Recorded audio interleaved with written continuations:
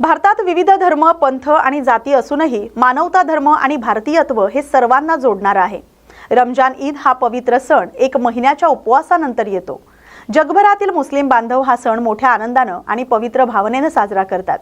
या सणात देशातील सर्व धर्मीय सहभागी होतात.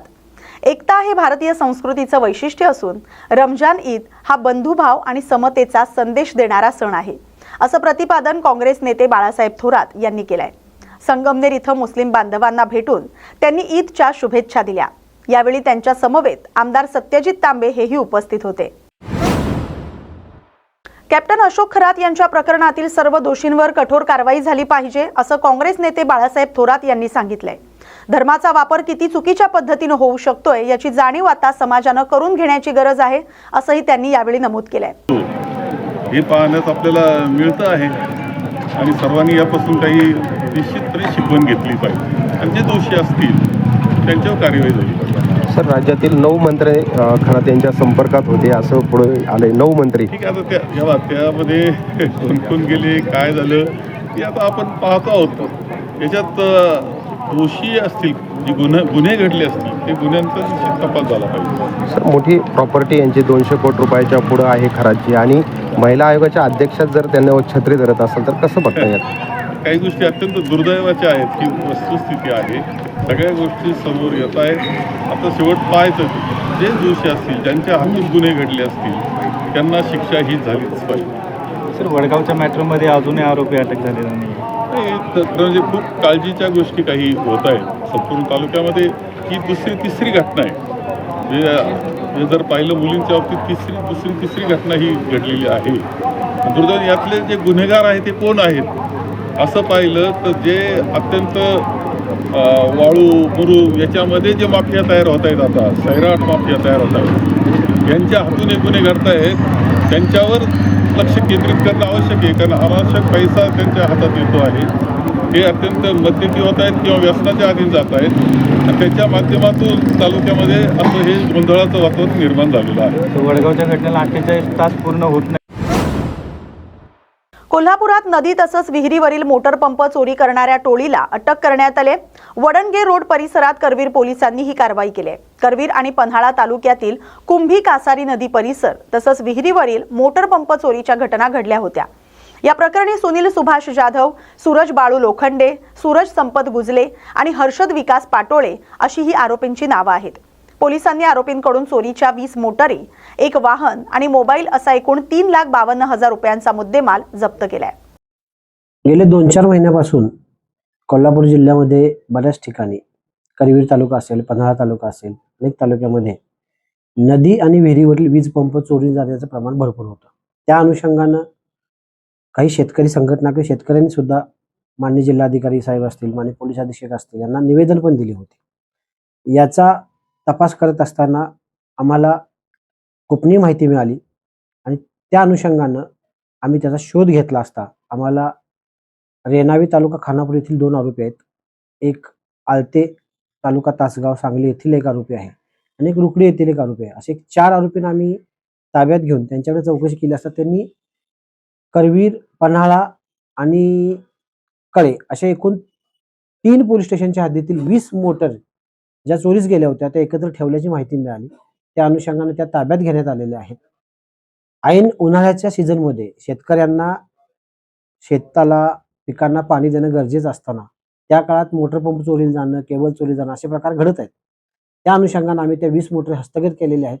आगामी थोड्याच दिवसात 2-4 दिवसात आम्ही ते कायदेशीर पूर्तता करून त्या मोटर पंप ज्या शेतकऱ्यांचे आहेत त्यांना आम्ही परत देणार आहोत. आणि माननीय पोलीस अधीक्षक योगेश कुमार गुप्ता सर असतील किंवा अप्पर पोलीस अधीक्षक धीरज कुमार सर असतील, DYSP क्षीरसागर सर असतील, यांचं नेहमी वेळोवेळी आम्हाला अवैध धंद्यांच्या विरोधी असेल किंवा अशा चोरींचा छडा लावण्यासाठी मार्गदर्शन मिळत असतं. त्या अनुषंगानं या मोटरींच्या तपासामध्ये अजून कोण चोरीला गेलेल्या काही मोटर पंप भेटतात का याची चौकशी चालू आहे. अजून आरोपी अटकेमध्ये आहेत. त्याचबरोबर काही केबल्स, वायर चोरल्या गेलेल्या आहेत त्याच्या आणि जे ट्रान्सफॉर्मर आहेत त्याचं ऑइल वगैरे चोरलं गेलेलं आहे. त्या अनुषंगाने आम्ही तपास करीत आहोत आणि जास्तीत जास्त लवकरात लवकर त्याचा छडा लावून शेतकऱ्यांना लवकर कशी मदत होईल याचा प्रयत्न करत आहोत. या आरोपीची नेमकी नावं काय आहेत आणि कशा पद्धतीने यांची मदत होते? यामध्ये सुनील जाधव हा आरोपी आहे आलते तासगाव इथला, सूरज बाळू लोखंडे आरोपी आहे रुकडी इथला, आणि सूरज संपत गुजले आणि हर्षद पाटोळे हे 2 आरोपी आहेत रेणावी तालुका खानापूर जिल्हा सांगली येथील. यांची मोडस अशी होती की एक ती इंडिका कार वापरत होती, ती आम्ही जप्त केलेली आहे, ताब्यात घेतलेली आहे, आणि एक 2 व्हीलर होती. 2 व्हीलरनं ती मोटर पंप काढून घ्यायचा आणि रोडवर थांबलेल्या इंडिका कारमध्ये ते मोटर पंप ठेवायचे आणि रात्रीच्या काळात त्या चोऱ्या करत होते आणि ते घेऊन जायचे. अशा परिस्थितीमध्ये बऱ्याच शेतकऱ्यांचं अतोनात नुकसान झालेलं आहे. अगदी 15 HP पर्यंतचे मोटर पंप आहेत, ज्याची मार्केटला किंमत 1.5 लाख रुपये आहे. अशा प्रकारचे अनेक मोठे छोटे पंप आम्ही हस्तगत केलेले आहेत. अजून काही चोऱ्या केलेल्या आहेत का, अजून काही ठिकाणी मोटर पंप चोरले गेले आहेत ते मिळत आहेत का, या अनुषंगाने तपास करत आहोत. गुन्हा कसा नेमका उघडकीस आला नेमकी? आम्ही या अनुषंगाने चौकशी करत असताना यातील काही मोटर पंप विक्रीकरिता वडणगे परिसरात येत आहे त्याची माहिती मिळाली. त्या अनुषंगाने आम्ही गोपनीय बातमीदार नेमले होते. आमचे डीबी पथक यासाठी सतर्क होतं आणि डीबी पथकाने ती माहिती घेऊन त्याच्यावर वर्कआउट करून त्या पद्धतीने तो गुन्हा उघडकीस आणलेला आहे. या गुन्हेगारांनी काय पार्श्वभूमी नेमकी? अजून तरी एका गुन्हेगारावर फक्त 376 सारखा रेप केसचा गुन्हा आहे. बाकी प्रॉपर्टी अफेन्सचे अजून तर गुन्हे नाही आहेत. अधिक आम्ही तपास करत आहोत. कशासाठी नेमकी हा गुन्हा केला असं काही त्यांनी सांगितलं? अलीकडं काही गुन्हेगार हे चैनीला पैसे मिळावेत, उपजीविकेला पैसे मिळावेत, काही गोष्टीला काही कारण नाहीये. म्हणजे चोरी करण्याचा उद्देश हा कोणताही, शेतकरी सुद्धा हा त्याच्या उपजीविकेसाठी मोटर पंप असेल, केबल्स असेल, याच्या माध्यमातून शेतांना पाणी देण्याकरता त्याचा वापर करत असतो. परंतु रात्रीच्या वेळेला आता ऑटो असतात किंवा रात्रीच्या वेळेला लाईटचं येण्या जाण्याचं टायमिंग फ्लक्च्युएशन असतं, त्यामुळे निश्चित सांगता येत नाही. केबल्स किंवा मोटर सुद्धा रात्रीच्या वेळेला चालू स्थितीमध्ये सुद्धा काढण्याचे प्रकार घडलेले आहेत. यांनी हा सध्या हे दुसऱ्या ठिकाणी मोटर्स विकायच्या आणि त्यातून येणाऱ्या पैशावरती चैनी करायची, हाच उद्देश यामध्ये दिसून येतो आतापर्यंत. आणि याच्या पुढे अशा पद्धतीच्या चोऱ्या कमी व्हाव्या त्यासाठी शेतकऱ्यांना काय? माझी एक विनंती आहे सरांना, सर्व शेतकऱ्यांना, बऱ्यापैकी ऑटोमोबाईल वापरलेले आहेत, ऑटो आहेत, मोबाईल ऑटो आहेत. त्या ठिकाणी बऱ्याच ठिकाणी शेतकरी हे मोटर पंप चालू आहे बंद आहे अनेक दिवस पाहत नाहीत. तर शक्यतो मोटर पंप ज्या ठिकाणी विहिरीवर असेल, नदीवर असेल बसवलेले आहेत, त्या ठिकाणी किमान संयुक्तिकरित्या ग्राम सुरक्षा दलाच्या माध्यमातून पण आम्ही गस्त चालू केलेली आहे. काही लोकांना अलर्ट केलेला आहे. पोलीस सुद्धा त्या ग्रामीण परिसरात पेट्रोलिंग करतात, परंतु नदी किनारी किंवा विहिरीवरती जायला अरुंद रस्त्यातून शक्य होत नाही प्रत्येक पोलिसांना दररोज रात्री त्या ठिकाणी जाणं. त्या अनुषंगाने शेतकऱ्यांना सुद्धा असे संशयित लोक कोण आढळले, काही माहिती मिळाली तर पोलिसांशी संपर्क साधायचा आहे आणि आपले जे मोटर पंप चालू आहेत, चालू स्थितीत आहेत का, याची वेळोवेळी शेतकऱ्यांनी जाऊन त्या ठिकाणी खात्री करणं गरजेचं आहे. सिंधुदुर्ग जिल्ह्यात महिला बचत गटांना आर्थिक बळ मिळवून देण्यासाठी सिंधू सरस प्रदर्शन उत्साहात सुरू झाले. जिल्हा परिषद आणि पंचायत समितीच्या संयुक्त विद्यमाने आयोजित या उपक्रमात हस्तकला, घरगुती खाद्यपदार्थ आणि पारंपरिक उत्पादनांचे स्टॉल्स सजले आहेत. नागरिकांचा पहिल्याच दिवशी मोठा प्रतिसाद मिळालाय. पुढील 4 दिवस लोक मोठ्या संख्येने इथं भेट देऊन खरेदी करतील, ज्यामुळे महिलांना आर्थिक सहाय्य मिळेल.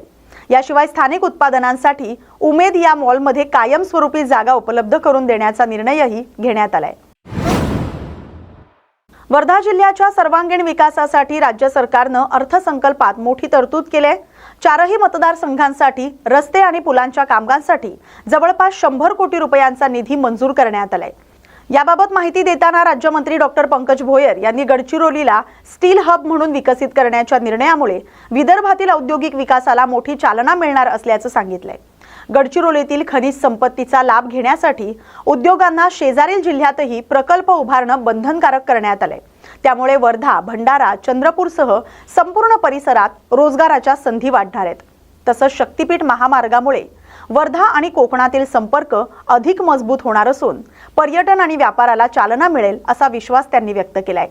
यासोबतच महाराष्ट्र धर्म स्वतंत्र कायदा 2026 बाबतही त्यांनी स्पष्टीकरण देत नागरिकांच्या अधिकारांचं संरक्षण करण्यात आलं असल्याचं त्यांनी सांगितलंय. अर्थसंकल्पामध्ये 4ही मतदारसंघामध्ये जवळजवळ मला असं वाटते 100 कोटी रुपयाच्या वर रस्ते आणि पुलांकरता ह्या अर्थसंकल्पामध्ये दिलेले आहे. जिल्ह्याकरता 4ही मतदारसंघामध्ये गडचिरोलीला जे स्टील हब म्हणून घोषित करण्याचा निर्णय माननीय मुख्यमंत्र्यांनी घेतला, याला त्या ठिकाणी सुरुवात झालेली आहे. ह्या गडचिरोलीमध्ये ज्या पद्धतीचं आयरन ओर मिळतं ते देशामध्ये अतिशय उत्कृष्ट दर्जाचं आयरन ओर असल्याची माहिती त्या ठिकाणी आहे. आणि मोठ्या प्रमाणावर गुंतवणूकदार त्या ठिकाणी येत आहेत. परंतु सन्मान्य मुख्यमंत्री महोदयांचं अभिनंदन याच्याकरिता केलं पाहिजे की गडचिरोलीमध्ये जर का एखाद्या कंपनीला त्या ठिकाणी ब्लॉक हवे आहेत कोलचे, तर त्यांनी सांगितलं की गडचिरोलीला लगत असलेले विदर्भातले जे इतर जिल्हे आहेत त्या ठिकाणी त्यांना इंडस्ट्री टाकणं कंपल्सरी आहे. म्हणजे आता एखाद्या कंपनीला जर का गडचिरोलीमधून त्याला ब्लॉक पाहिजे, आयरन ओरचा ब्लॉक पाहिजे, त्याला भंडारा, वर्धा, चंद्रपूर किंवा आजूबाजूला लगतचे जे जिल्हे आहेत त्या ठिकाणी एक इंडस्ट्री टाकावं लागेल, मग त्याला तो त्या ठिकाणचा ब्लॉक त्या ठिकाणी अलॉट होणार आहे.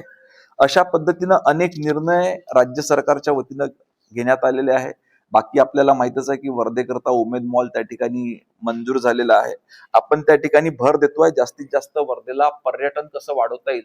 आता मी नुकताच 2 दिवसाआधी सिंधुदुर्ग जिल्ह्याचा दौरा करून आलो. एक शक्तीपीठ महामार्गाच्या माध्यमातून आपला वर्धा आणि कोकणासोबतची कनेक्टिव्हिटी फार स्ट्रॉंग त्या ठिकाणी होणार आहे. आणि याच्यानंतर कोकणचा फायदा आपल्या विदर्भाला कसा होऊ शकतो आणि विदर्भाचा फायदा कोकणात कसा होऊ शकतो याचा एक समन्वय 2 जिल्ह्याच्या प्रशासनाच्या माध्यमातून देखील करण्याचा आपण त्या ठिकाणी प्रयत्न करतो आहे. आज या ठिकाणी अनेक निर्णय राज्य सरकारने घेतले, त्याची विस्तृत माहिती देखील आम्ही लेखी स्वरूपात तुम्हाला त्या ठिकाणी देणार आहोतच.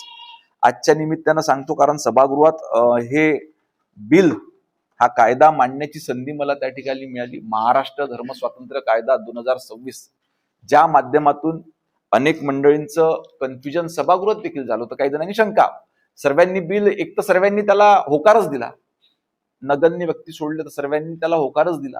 काही शंका त्यांच्या होत्या, त्या मी भाषणामधून त्यांच्या शंका दूर त्या ठिकाणी केल्या. एक तर आपण धर्म स्वातंत्र्य, एखाद्याला धर्म बदलायचा आहे तर त्याच्यावरती बंधन कुठल्याही पद्धतीचं घातलं नाही, फक्त त्याची कार्यपद्धती आपण ह्या कायद्यामध्ये केलेली आहे. अनेक वेळेस आपल्या लक्षात आला, इतिहासामध्ये घटना अशा घडल्या, कधी जबरदस्तीनं, कधी फसवणूक करून त्या ठिकाणी त्या व्यक्तीचा धर्म बदलला गेला. याच्याकरता याच्यानंतर ज्यालाही धर्म बदलवायचा आहे त्यांनी प्रशासनाला आधी जर कळवलं तर अशा पद्धतीची फसवणूक त्या ठिकाणी होणार नाही. परंतु याचा अर्थ असं नाहीये की त्याला धर्म बदलताच येणार नाही. प्रशासनानं तयार करून दिलेली SOP पाळल्यानंतर तो. नवी मुंबईतील कोपर खैरणे इथं झालेल्या दुर्घटनेनंतर शिवसेनेकडून मदतीचा हात पुढे करण्यात आलाय. या घटनेत जखमी झालेल्यांना आर्थिक सहाय्य देण्यात येत असून मृत विद्यार्थ्याच्या कुटुंबाला 5 लाख रुपयांची मदत देण्यात आली. कोपर खैरणे दुर्घटनेत जखमी झालेल्या नागरिकांची विचारपूस करत शिवसेनेच्या शिंदे गटानं मदत जाहीर केली.